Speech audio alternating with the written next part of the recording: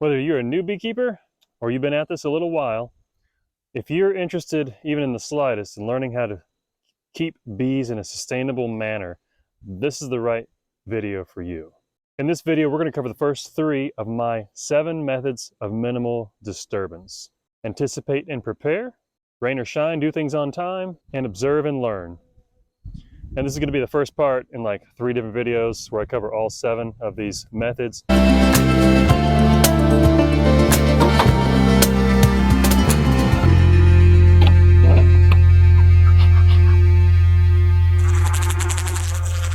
The idea behind the 7 methods of minimal disturbance and any sustainable beekeeping practice, in my opinion, is going to be trying to create a beekeeping practice that is more apocentric, meaning the importance of the honeybee comes first and the convenience of the beekeeper second.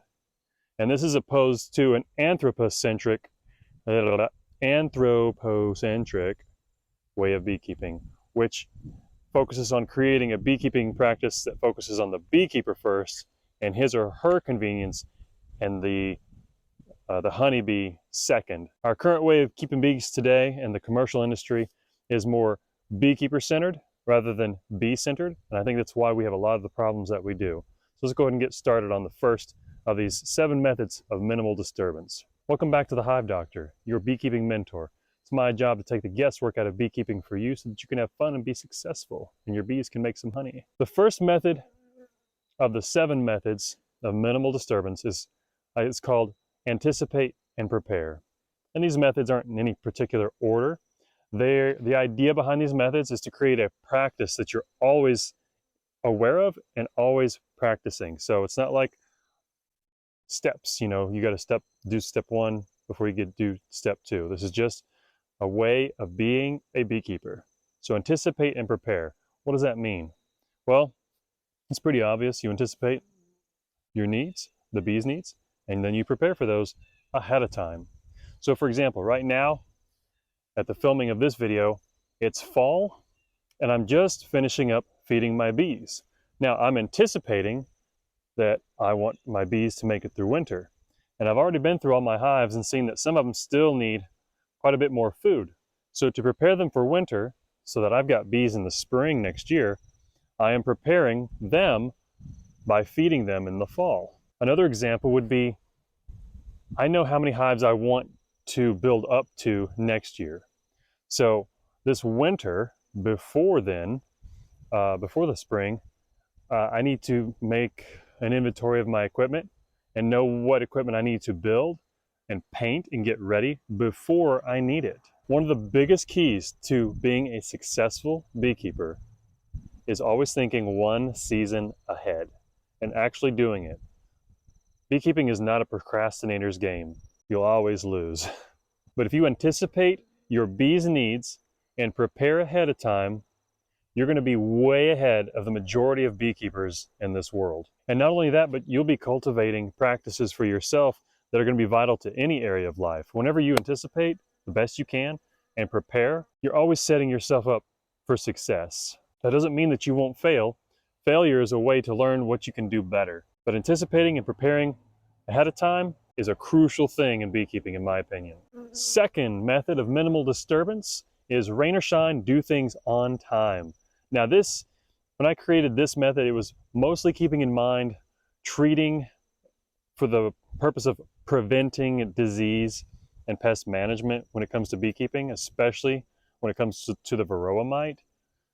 One year, I neglected to get varroa mite in check on my hives. I didn't treat very well at all, and I didn't do it on time. Didn't do it often enough, and varroa kicked my bees' butts. And I paid for it the next year because I had so many losses over the winter because the varroa mite count was too high in my beehives. So when I say rain or shine, do things on time, I don't mean get out there and work in the pouring rain. I'm not going to do that. But it means you've got to be self-disciplined to do what you know needs to be done. And if you don't know what needs to be done, it's your job to figure out and self-educate yourself what does need to be done. Then you can plan accordingly. And that ties directly in with the first method, anticipate and prepare. The third method of minimal disturbance is observe and learn. There's a lot about beekeeping that you can learn just by watching the entrance of a beehive. And wherever you live, your climate's going to be different than mine. There might be some similarities, but if you could pay attention to what bees work, in other words, what flowers offer them forage, that will teach you to observe what your bees need, when it blooms, how long it blooms, so that the years to come, you will know ahead of time that when those plants, when those nectar and pollen sources can be expected. And here's an example of that.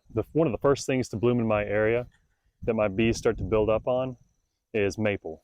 So maple trees are the first thing to bloom, and as soon as I see my bees coming in with gray pollen, I know that the maple trees are blooming. And sure enough, if I go and check, they'll be popping up, or popping out, blooming. Now, when pollen starts coming into my hives in the spring, that tells the queen, hey, it's time to start increasing our egg laying rate. And that's when your bees start to increase their population. And that's an awesome thing. It's what you want in the spring.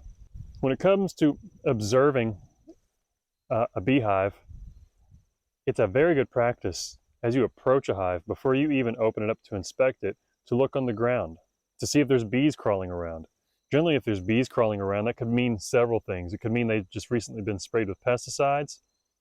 It could mean they have a high tracheal mites you can't even see because they're in the respiratory tract of the honeybee, but there are signs to tell you that you probably have tracheal mites. Do you have a lot of bees crawling around with shriveled wings? It's one of the viruses that honeybees get from the varroa mite, one of, 20-something. So when it comes to beekeeping, observing is going to be your best friend, because you don't have to disturb a hive at all to observe. And any observation you make, you're going to learn from. And then by the time you do start to inspect the hive, the internal conditions of a beehive might confirm or not if your observations were correct. So go ahead and get ready for the next video, part 2. We're going to cover the next 3 methods of minimal disturbance in the next video. And those are smoke the hive, help them thrive, go in with a plan, that's my favorite one, and I think probably the most important one, and everything in its place. And then we'll have a 3rd video that covers the 7th minimal disturbance method, don't get greedy. See you in the next video. As always, thank you for watching. To my apprentices, don't forget to drop me one of these. Check the description and the links below for the tools and equipment and gear that I use. And don't forget to subscribe.